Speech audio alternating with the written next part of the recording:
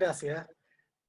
Primero quiero saludar con reverencia a quienes han sostenido a la patria, especialmente en los tiempos pasados, y que han sido el ejemplo para las generaciones actuales. Me hubiera gustado también, además de que ustedes estén presentes, que además hubieran venido personas más jóvenes, justamente para que vean cómo ustedes, que fueron el sostén del orden institucional en tiempos pasados, están preocupados por lo que pasa en el presente. Porque, tal como decía Cicerón, la historia es, es testigo de los tiempos y maestra, es testigo de los tiempos y maestra. En consecuencia, lo que los jóvenes ven en el pasado, ellos saben y deben saber que debe ser el sostén del futuro, ¿m? Y aprender de lo que pasó para que no se repita en el futuro. Bueno, ¿para qué sirve una constitución? Entrando en materia. Una constitución sirve para limitar los poderes del Estado. Limitar los poderes del Estado, marcar el marco regulatorio en que los poderes políticos pueden actuar. Y esto es muy interesante porque si uno observa la historia, encuentra que en tiempos pasados, cuando no había constitución escrita, porque siempre la ha habido, nótese que la constitución escrita es una herramienta que recién apareció hace 200 años en la historia. Antes siempre hubo constituciones, lo que pasa es que existían constituciones monárquicas, constituciones republicanas, pero que se basaban principalmente en el derecho consuetudinario. Y entraremos al momento de ver los derechos fundamentales, de qué se trata esto de los derechos consuetudinarios. No entraremos a ahondar precisamente en eso, pero sí lo tocaremos tangencialmente. Tal como decía don Pedro Beas hace un momento, yo soy amigo de extenderme un poco más allá de lo que me corresponde en mis tiempos, así que voy a tratar de ser breve. El artículo primero de la Constitución señala que las personas nacen libres e iguales en dignidad y derechos. No es casualidad de que esta norma aparezca escrita y reconocida en la Constitución como primera de todas las normas. Los hombres nacen libres e iguales en dignidad y derechos. Tal como decía en la lectura de mi currículum, yo soy profesor y como profesor me gusta un poquito involucrar a mis estudiantes en la materia justamente para que vayan entendiendo en forma práctica, de manera de acercarles la materia y que la puedan entender bien. Y venía preparado en el fondo con una pregunta. ¿Qué es lo que hace una madre al momento de ver a su niño lactante llorando? ¿Qué es lo que hace? Inmediatamente va y le da la papa, como lo hacen las madres que pueden dar leche, ¿no es cierto?, por sí mismas. Se lo ponen, ¿no es cierto?, en el seno, ¿no es cierto?, de manera que esta guagua pueda saciar su hambre. ¿Hay alguna norma que lo diga eso? No hay norma alguna. Y eso se viene dando desde que el hombre existe. ¿Por qué se da eso? Porque la naturaleza nos pide, le pide a la madre, alimenta a tu hijo. Así como a los padres de familia, la naturaleza les dice, juégatela por tu familia, alimenta a tu familia, defienda a tu familia. ¿Ah? Esos son derechos naturales, emanan de la naturaleza humana. Bueno, de esta misma forma, la Constitución no crea ningún derecho, no crea, óiganlo bien, la Constitución no crea derechos. Esa es la maravilla de esta Constitución que tenemos, sino que reconoce derechos. La Constitución asegura a las personas los derechos que ya tiene de por sí, que eso es una maravilla. O sea, no entra atropellando, sino que entra respetando y ordenando. Bueno, ahora, ¿qué es lo que establece nuestra Constitución? Primero, nuestra Constitución establece el principio de legalidad. Habíamos dicho que la Constitución sirve para limitar los poderes del Estado, porque el hombre cuando se junta en grupo, ya lo hemos visto, cuando anda desordenado, rompe cosas, qué sé yo, es capaz de volver a la prehistoria, a hacer que toda la cultura se extinga. Entonces, nosotros como somos seres civilizados, hemos decidido poner por escrito que el ejercicio del poder debe ser ordenado. Y eso es lo que nos ha mantenido y ha hecho que este país sea un país descollante dentro de América, y ha sido admirado, tal como decía el señor don Pedro Beas. Bueno, el principio de legalidad, ¿qué es lo que nos dice? Nos dice que los órganos del Estado deben someter su acción a la Constitución. O sea, cada órgano del Estado, incluida las Fuerzas Armadas, incluida el Poder Ejecutivo, el Poder Legislativo, el Poder Judicial, y todos los órganos del Estado deben someter su acción a la Constitución. ¿Qué más nos dice? Nos dice además que las normas deben ser dictadas conforme lo establece la Constitución. O sea, queda clarísimo de que viene a establecer un orden. Esto no es al lote, señores. A continuación, establece una cosa que se llama, que es la nulidad de derecho público. La infracción a esta norma generará las responsabilidades y sanciones que determina la ley. O sea, como estamos hablando de una norma que es la cúspide de todo un aparato legislativo, ¿no es cierto?, de leyes, vale decir que ninguna norma se puede oponer a esta norma grande que está arriba. Cualquiera de estas normas inferiores, que son las leyes, los reglamentos, etcétera, etcétera, y todos los que vienen hacia abajo, deben someter su letra a lo que previamente está escrito en la Constitución. Y la que no lo cumpla es norma nula, anulable. Y esa es la nulidad de derecho público, que eso es una novedad tremenda en nuestra Constitución. No quiero extenderme mucho en esto por el tiempo acotado que tenemos.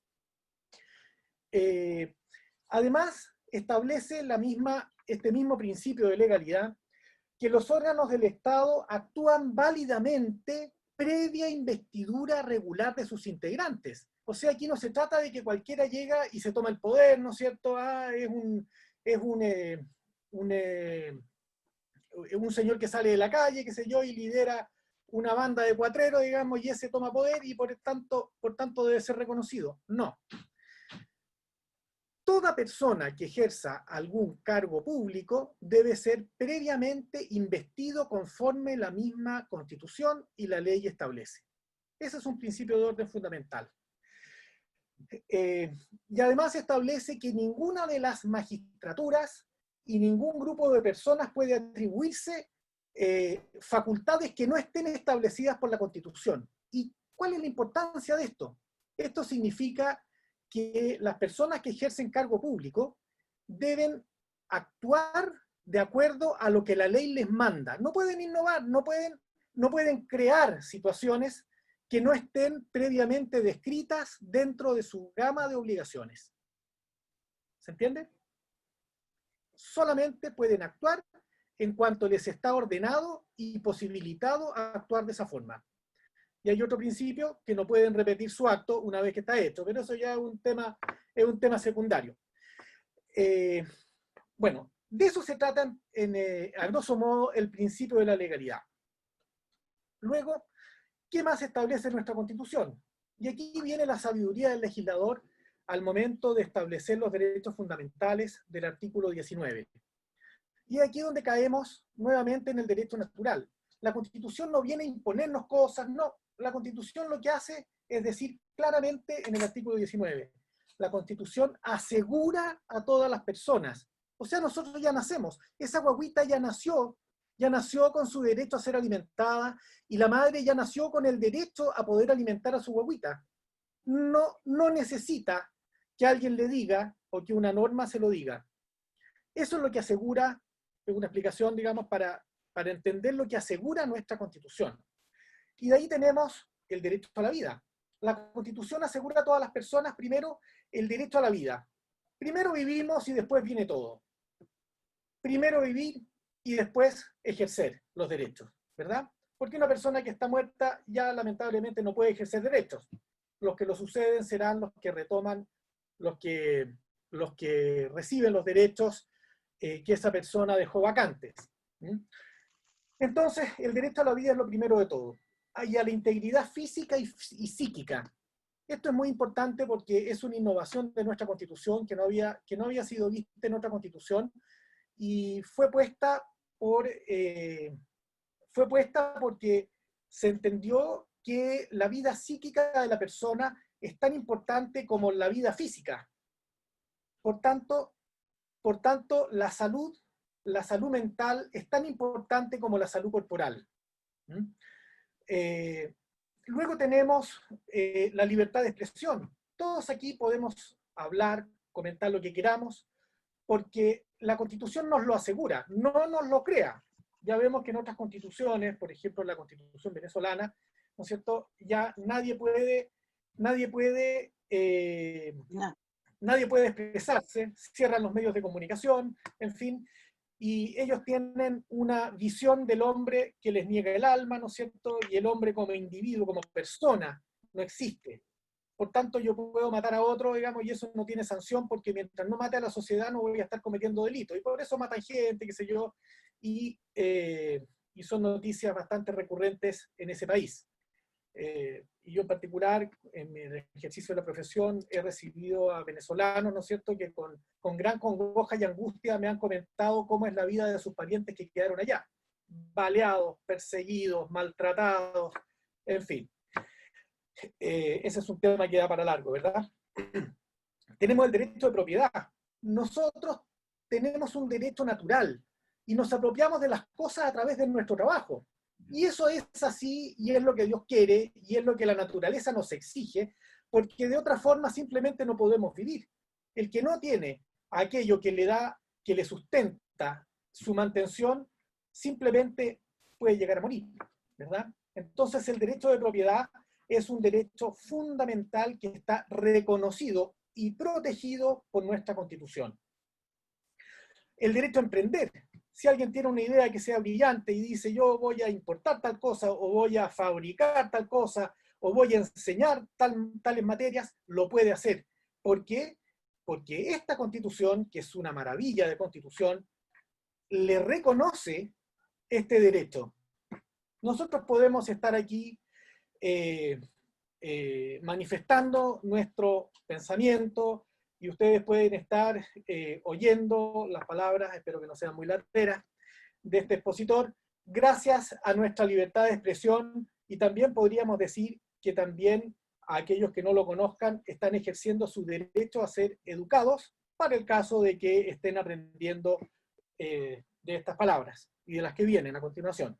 El derecho a la salud está reconocido. Muchos se quejan de que el derecho a la salud no tiene efectos porque hay gente enferma, qué sé yo, hay largas filas en los consultorios, pero eso no es materia de la Constitución. Eso lo debe regular una ley, el Código Sanitario, y luego la forma como se financia esto es materia de otra ley, ¿no es cierto?, que es la ley de ISAPRE, etcétera, etcétera. O sea, pero la Constitución no puede dejar de reconocer el derecho a la salud, porque es un derecho natural del hombre. Asimismo, tenemos el derecho al trabajo, que para qué digo más, si acabo de decir que el trabajo es lo que permite que nosotros nos podamos apropiar de los bienes que necesitamos para nuestro sustento, y el de los nuestros, y el de cuantos otros que dan trabajos a muchos.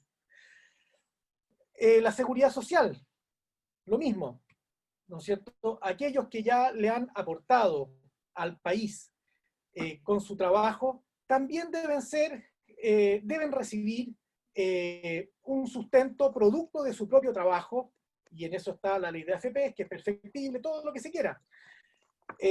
Pero la seguridad social también es una necesidad, y podemos decir que es un derecho que emana del derecho a la salud y el derecho a la vida, ¿verdad? Que está reconocido por esta Constitución. Bueno, estos son derechos individuales, y eso es muy importante señalarlo, porque resulta que nosotros no somos seres colectivos, somos personas. Cada uno de nosotros tiene su propia intimidad, cada uno de nosotros tiene sus propios fines, cada uno de nosotros tiene sus propios anhelos y sus propias motivaciones. Eso debe ser respetado. Y debe ser respetado porque además forma parte de nuestra cultura.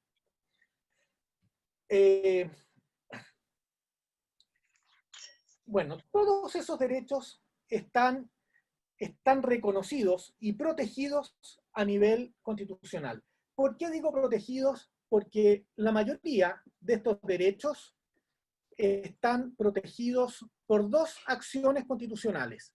Una, que es el recurso de protección, que se aplica para todo aquello que no se trate de la libertad individual, vale decir el derecho a propiedad, el derecho a la educación, el derecho al trabajo, el derecho a emprender, el derecho a realizar actividades económicas, etc. Todo eso está protegido por una acción especial que se llama acción de protección, ¿no es cierto? Y ese es el famoso recurso de protección del cual todos hemos hablado, porque da para mucho, ¿no es cierto? Y las situaciones que lo generan generalmente han sido muy connotadas y salen en los medios de comunicación. Y por otro lado, tenemos el derecho que originalmente se había llamado habeas corpus y que hoy día nuestra Constitución lo recoge como un segundito.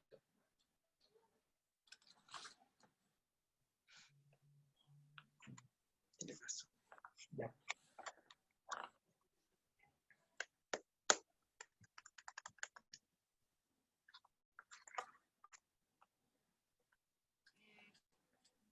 El recurso de amparo. El recurso de amparo fue establecido justamente para proteger originalmente todos los derechos constitucionales. Y finalmente en esta Constitución, dado que no había jurisprudencia anterior, se decidió independizarlo del recurso de protección y dejarlo como un recurso especial para el caso de que alguien vea en peligro su libertad personal. Y es un recurso muy amplio, puede simplemente interponerse por quien sea ante la Corte de Apelaciones respectiva y además puede ser interpuesto en cualquier forma. Uno podría llamar por teléfono a un ministro de la Corte y decirle, oiga, resulta que acabo de ver que hay un órgano del Estado o hay una persona que ha tomado presa a cierta persona que yo conozco. Inmediatamente ese ministro debe poner en tabla la causa y para ser fallado en forma preferente. Esos avances pertenecen a esta Constitución y forman parte de nuestro bagaje legal que protege esta Constitución. Aparte de eso, no quisiera extenderme mucho, precisamente porque a continuación vendrán otros expositores.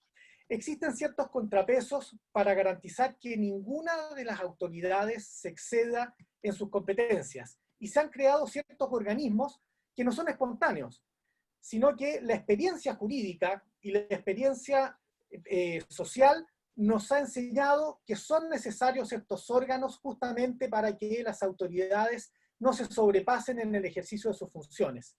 Todos sabemos que cuando una persona ejerce un poder, ya sea incluso un padre de familia, ¿no es cierto?, respecto de sus hijos, podría excederse tal vez imponiendo algunas sanciones incluso que sean más allá de lo conveniente. Bueno, la Constitución establece ciertos contrapesos para evitar esto. Nuestra Constitución establece algo que este gobierno, a mi juicio, no ha entendido muy bien, que es un gobierno presidencialista. O sea, aquí el que manda es el presidente, señor. Y por lo tanto, es a él al que tienen que obedecer. Y si alguien del Poder Legislativo no lo entiende, bueno, que se atenga a las consecuencias. Bueno, el ejercicio de este poder está también limitado o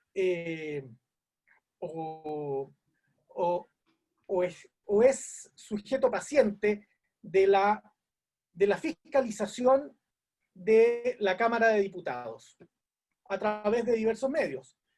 El tiempo, por favor. ¿Perdón? El tiempo, por favor. Sí, un segundo. Muchas gracias, don Carlos. Yo ya dije que soy amigo un poco de extenderme, así que se lo agradezco mucho. Bueno, la Constitución regula al presidente, ¿no es cierto? El Congreso tiene facultades para poder limitar o fiscalizar al presidente.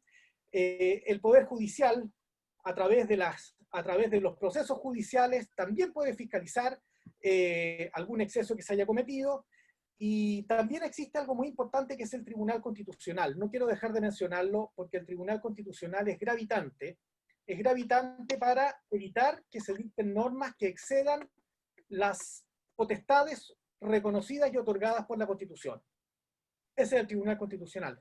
La Contraloría la misma cosa. La Contraloría, entre otras cosas, de hacer esa misma regulación, lo que hace es llevarle las cuentas a las entidades públicas para que ciertos señores no se arranquen con los fondos, ¿verdad?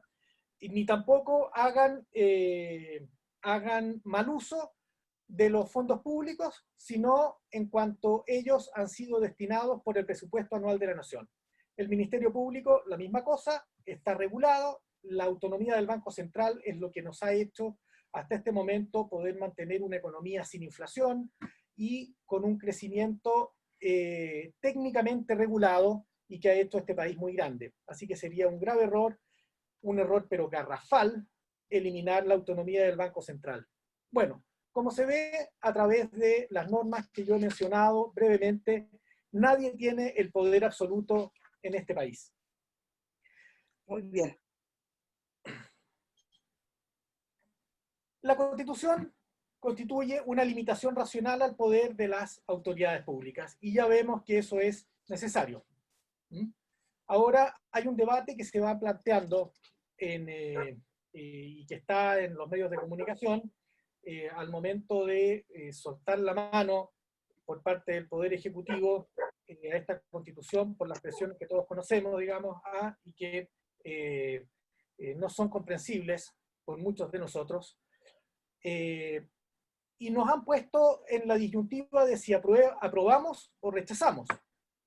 Resulta que si nosotros nos vemos sometidos al apruebo de derogar esta Constitución por otra nueva, estamos entregando una Constitución que es una maravilla en su redacción y también en su desarrollo, porque esta Constitución contiene en sí la base de numerosa jurisprudencia que ha hecho que el país se pueda ordenar, tanto en lo legislativo como en lo económico y también en cuanto a lo político. Y eso es lo que estos señores, entre otras cosas, quieren echar abajo. No abundaremos mucho en eso, porque don Luis Fernando Sánchez va a exponer con más detalle sobre el mismo punto. En definitiva, yo quisiera que ustedes influyan, si es posible, en sus familias, para que todos vayamos a votar. Y en principio, yo les pido, y en lo personal y por mi familia, se los pido por mis hijos, porque si yo estoy haciendo en este minuto esta charla, es por mis hijos, porque yo no quiero que mis hijos hereden un país en ruinas. Así que yo los exhorto a que nosotros, que somos hombres de bien, y ustedes que lo han probado con sus vidas, entregando su vida a las Fuerzas Armadas y de orden, les pido que vayan a votar y vayan a votar por el rechazo. O si no, otros van a decidir por nosotros. ¿Quiénes van a decidir? Los que votaron a Florcita Motuda, ¿no es cierto? Los que hacen del Congreso de nuestra nación una farándula, ellos van a ser los que van a decidir por nosotros. Y yo estoy seguro que ustedes, como hombres de bien, y que lo son porque lo han probado, como dije, con sus vidas, no quieren permitir esto. Así que, por favor, vayamos a votar y votemos bien. Eso es cuanto puedo decir por ahora. Y dejo a don Carlos Fica, ¿no es cierto?, seguir moderando este foro. Muchas gracias, Pedro. En la segunda parte de nuestro tema constitucional nos expone don Luis Fernando Sánchez Josa, quien es abogado de la Universidad Adolfo Ibáñez